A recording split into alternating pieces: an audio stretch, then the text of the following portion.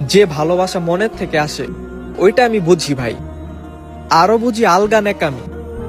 আর তুমি আমাকে বোকা ভাবো, ওইটাই তোমার বোকামি।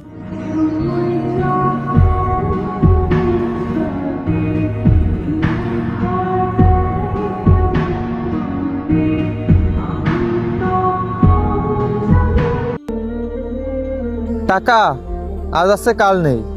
মানুষ কেন যে এত টাকার অহংকার করে? 2 দিনের দুনিয়া। আজ হয়তো টাকা আমার কাছে, কাল হয়তো আপনার কাছে।